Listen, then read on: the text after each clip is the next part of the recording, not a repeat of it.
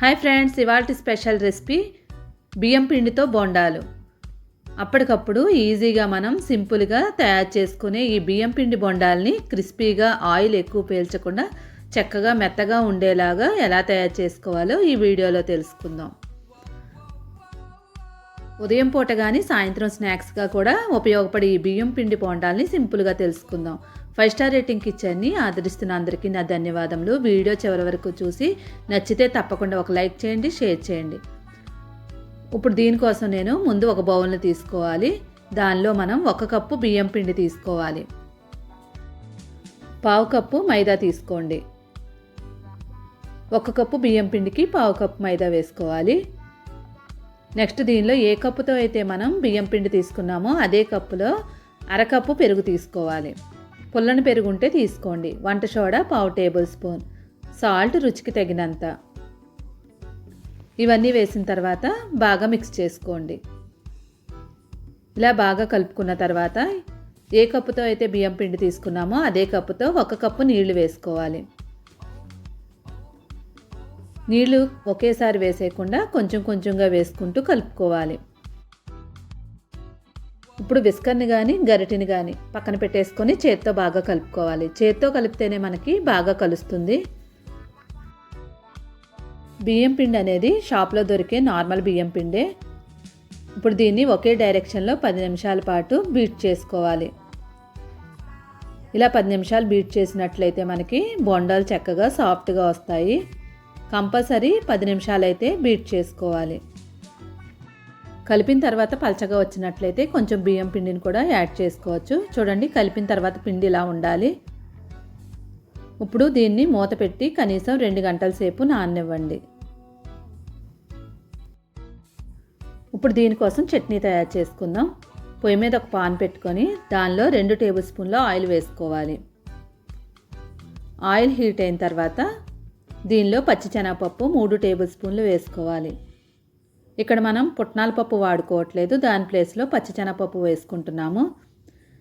ఈ శనగపప్పు 1 నిమిషం పాటు వేడవనివ్వండి. ఇది వేడైన తర్వాత దీనిలో 1 కప్పు పల్లీలు వేసుకోవాలి. పల్లీలు వేసిన తర్వాత 2 నిమిషాల పాటు వేయించుకోవాలి. ఈ బొండాలకి ఈ చట్నీ చాలా టేస్ట్గా ఉంటుంది. వెల్లుల్లిపాయ రెమ్మలు 4. వెల్లుల్లిపాయ రెమ్మలు వేసిన తర్వాత నెక్స్ట్ దీనిలో పచ్చిమిరపకాయలు ముక్కలుగా కట్ చేసుకొని వేసుకోవాలి. పల్లీలు కొంచెం వేగాయి కదా, ఇప్పుడు పచ్చిమిరపకాయలు యాడ్ చేసుకుందాం. మరీ ఎక్కువ వేయించకుండా కొంచెం వేగిన తర్వాత పచ్చిమిరపకాయలు వేసుకోవాలి. పచ్చిమిరపకాయలు 8 ముక్కలుగా కట్ చేసుకొని వేసుకోండి, లేదంటే మనకి ఆయిల్లో వేపేటప్పుడు మీద తోలుతాయి. చూడండి, పల్లీలు వేగిపోయాయి, కలర్ మారాయి కదా. ఇప్పుడు దీనిలో మనం జీలకర్ర 1 టేబుల్ స్పూన్ వేసుకోవాలి. జీలకర్ర వేసిన తర్వాత కొంచెం వేడైన తర్వాత స్టవ్ ఆఫ్ చేసేసుకోండి. ఒకసారి బాగా కలిపేసుకొని స్టవ్ ఆఫ్ చేసుకొని చల్లారనివ్వండి. ఇవి చల్లారిన తర్వాత ఒక మిక్సీ గిన్నె తీసుకొని దానిలో ముందుగా వేయించుకున్న పల్లీలు పచ్చిమిరపకాయలని మిక్సీలో వేసేసుకోండి. ఇలా మొత్తం అంతా వేసిన తర్వాత దీనిలో మనం రుచికి తగినంత సాల్ట్ యాడ్ చేసుకోవాలి. నెక్స్ట్ చింతపండు, మరీ ఎక్కువ చింతపండు కాకుండా కొంచెం వేసుకోండి. మరీ ఎక్కువైతే మనకి పులుపుగా అనిపిస్తుంది, కొంచెం చింతపండు అయితే సరిపోతుంది. ఇప్పుడు మిక్సీ చేసుకోండి. కొంచెం నీళ్ళు యాడ్ చేసుకుంటూ మనం మిక్సీ చేసుకొని చట్నీ రెడీ చేసుకోవడమే. ఇది మరీ చిక్కగా ఉండకుండా పలచగా ఉండేలాగా మిక్సీ చేసుకోండి.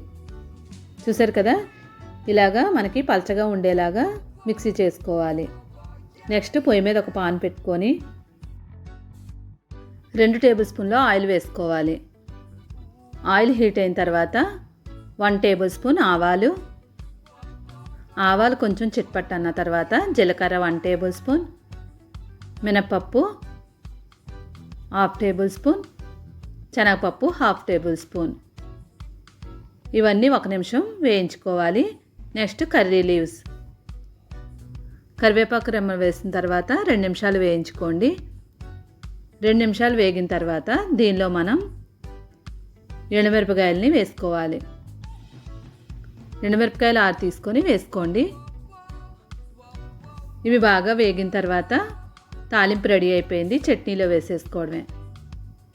అంతే సింపుల్గా మనం దీనికి కావాల్సిన పల్లీ చట్నీ రెడీ చేసుకున్నాము. బోండాలు అనేటప్పటికి పల్లీ చట్నీ చాలా బాగుంటుంది, తప్పకుండా ట్రై చేయండి. ఇప్పుడు ఆల్రెడీ మనకి 2 గంటలు అయిపోయి ఉంటుంది, నానిపోయింది కదా పిండి. ఒకసారి బాగా కలిపేసుకోండి. బాగా కలుపుకున్న తర్వాత ఒక్కొక్క ఇంగ్రీడియంట్స్ దీనిలో కలిపేసుకుందాం. ముందుగా ఒక ఉల్లిపాయను తీసుకొని చిన్న ముక్కలుగా కట్ చేసుకొని వేసుకోవాలి. పచ్చిమిరపకాయలు 3 చిన్న ముక్కలుగా కట్ చేసుకొని వేసుకోండి. కరివేపాకు 1 రెమ్మ చిన్న ముక్కలుగా కట్ చేసుకొని వేసుకోండి. ఫ్రెష్ కొత్తిమీర కొంచెం, జీలకర్ర 1 టేబుల్ స్పూన్. నెక్స్ట్ దీనిలో మనం అల్లం ముక్క చిన్న ముక్క తురుముకొని వేసుకోవాలి, లేదనుకుంటే పేస్ట్లా తయారు చేసుకొని కూడా వేసుకోవచ్చు. కానీ తురుముకొని వేసుకుంటే మనకి మధ్య మధ్యలో బొండా మధ్యలో తగిలి చక్కగా మనకి టేస్ట్ అనేది బాగా తెలుస్తుంది. ఇలా మొత్తం అంతా తురిమిన తర్వాత ఇప్పుడు ఈ పిండి మొత్తాన్ని బాగా కలిపేసుకోవాలి. ఉదయం బ్రేక్ఫాస్ట్కి తయారు చేసుకోవాలనుకునే వాళ్ళు లేచిన వెంటనే ముందు పిండిని కలిపేసుకొని ఉంచుకున్నట్లయితే మనకి బ్రేక్ఫాస్ట్ త్వరగా రెడీ అయిపోద్ది. ఇంకా ఈవినింగ్ పూట చేయాలనుకునే వాళ్ళు ఒక 2 అవర్స్ ముందు తయారు చేసుకున్నట్లయితే ఈవినింగ్ స్నాక్స్ కూడా రెడీ అయిపోతాయి. లేదు టైం లేదనుకునే వాళ్ళు అప్పటికప్పుడు కూడా ఈ బొండాలను వేసుకోవచ్చు, మెత్తగానే ఉంటాయి. చూసారు కదా పిండి ఇలా రెడీ అయిపోయింది కదా. ఇప్పుడు దీనికోసం మనం ఆయిల్ని పొయ్యి మీద పెట్టుకొని హీట్ చేసుకోవాలి. పొయ్యి మీద వేసుకునే ప్రతిసారి కూడా బాగా కలుపుకుంటూ ఉండండి. ఇప్పుడు ఆయిల్ హీట్ అయింది కదా, ఇప్పుడు దీనిలో మనం ఒక్కొక్క బొండాని వేసేసుకోవడమే. బొండాలు రౌండ్గా ఉండాలని ఏముండదు, బియ్యం పిండి బొండాలు రౌండ్గా రావు, మనకి షేప్ అనేది మరీ రౌండ్గా రాకుండానే ఉంటాయి. ఇలా మొత్తం అన్నీ వేసేసుకోండి. ఈ వీడియో మాత్రం నచ్చితే మాత్రం తప్పకుండా లైక్ చేసి ఛానల్ని సపోర్ట్ చేయండి. ఇంకా మంచి మంచి వీడియోలు చూడాలనుకుంటే 5 స్టార్ రేటింగ్ కిచెన్ని సబ్స్క్రైబ్ చేసుకొని పక్కనే ఉన్న బెల్ ఐకాన్ని క్లిక్ చేయడం మాత్రం మర్చిపోవద్దు. బాగా క్రిస్పీగా కావాలనుకునే వాళ్ళు కొంచెం బ్రౌన్ కలర్ వచ్చే వరకు వేయించుకోండి. చూడండి, ఈ కలర్ వచ్చిన తర్వాత స్టెయినర్లోకి తీసేసుకోండి. క్రిస్పీగా ఉంటాయి కానీ పైకి చూడడానికి, లోపల మాత్రం స్పాంజ్ లాగా మెత్తగానే ఉంటాయి. కాబట్టి మనం బ్రౌన్ కలర్ వచ్చే వరకు వేయించుకోవాలి. ఈ బియ్యం పిండి బొండాలకి ఎక్కువ ఆయిల్ మాత్రం అస్సలు పీల్చదు. తక్కువ ఆయిల్తోనే మనం ఈ బ్రేక్ఫాస్ట్లా కానీ స్నాక్స్లా కానీ తయారు చేసుకోవచ్చు. చూసారు కదా, సింపుల్గా మనం బియ్యం పిండి బొండాలు తయారు చేసుకున్నాం. మీరు కూడా ట్రై చేసి ఎలా వచ్చిందో కామెంట్ చేయండి.